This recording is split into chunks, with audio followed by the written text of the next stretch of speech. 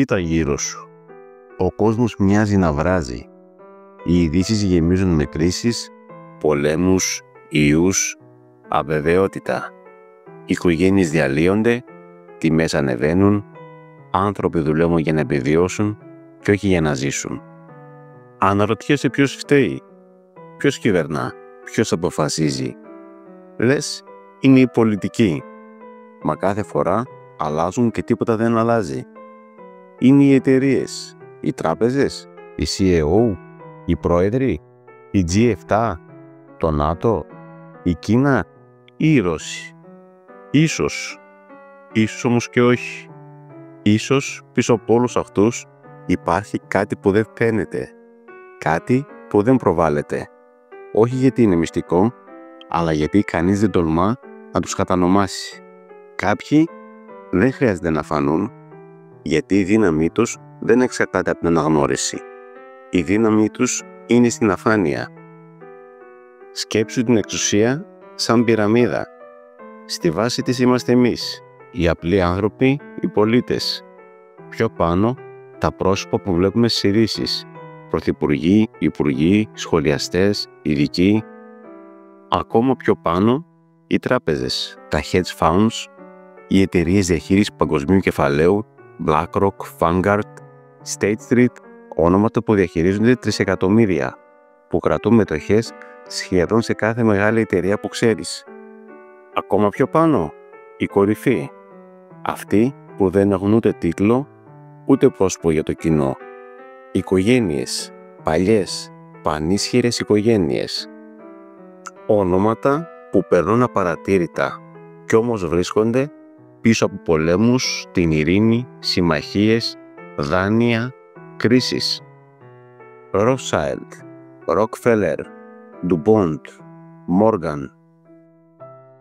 Δεν κρατούν την εξουσία με στρατούς, ούτε με ψήφους. Την κρατούν με κάτι πιο απλό και πιο απόλυτο. Με δομές που δεν πεθαίνουν ποτέ. Trust, ιδρύματα, ιδιωτικά συμβούλια. Ανώνυμες εταιρείες που ελέγχουν άλλες ανώνυμες εταιρείες. Και μια σύνδετη αλυσίδα που σε κάνει να μην ξέρεις ποιος κρατά το νήμα. Κι όμως υπάρχει ένα κοινό μοτίβο.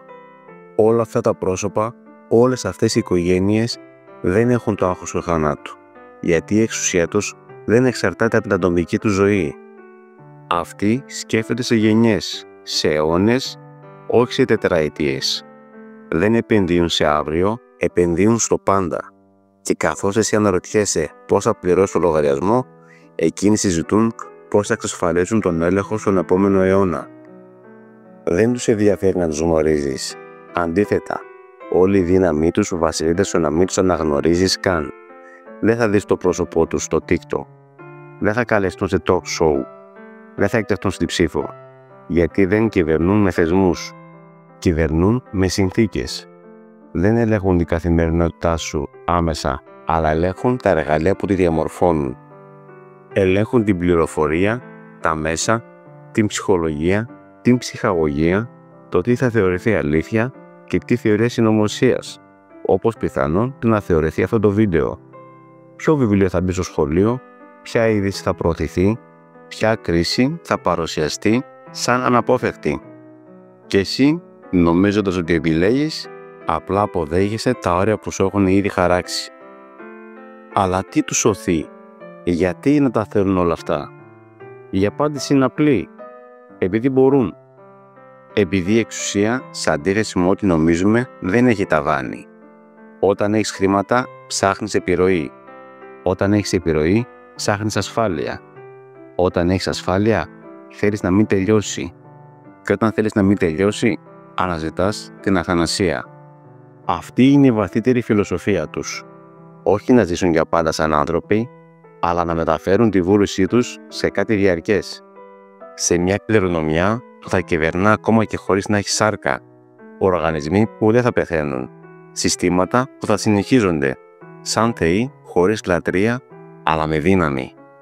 Ορισμένοι από αυτούς πιστεύουν ανοιχτά στην θεοποίηση της ανθρώπινης νοημοσύνης, στην τεχνολογική ένωση ανθρώπου και μηχανής, στην απόλυτη εξάλληψη των περιορισμών του σώματος, της ηλικίας, της ανάγκης, στην αντικατάσταση της δημοκρατίας από διαχείριση αλγορίθμων, στον πλήρη έλεγχο της πληροφορίας, της ψυχής, της σκέψης.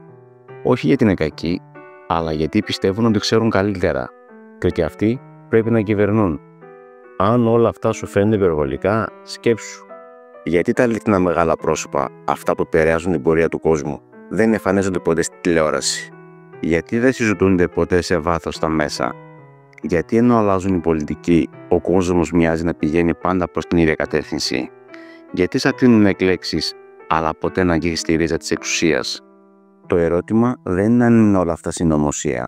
Το ερώτημα είναι πόσα από αυτά που επηρεάζουν τη ζωή σου έχουν αποφασιστεί χωρίς εσένα. Και αν δεν ξέρεις, τότε η σκιά τους είναι ήδη εδώ. Αόρατη, παγκόσμια, μόνιμη. Ίσως τους έχεις νιώσει, αλλά τώρα μόλις τους είδες. Γράψτε μου στα σχόλια εάν πιστεύεις ότι μπορούμε εμείς οι απλοί άνθρωποι να φέρουμε αυτές τις σκιές στην επιφάνεια. Και αν σου αρέσει το βίντεο, μην ξεχάσεις να κάνεις like και εγγραφή. Μου δίνει όθηση στο να συνεχίσω και να σας προσφέρω ποιοτική ψυχαγωγία.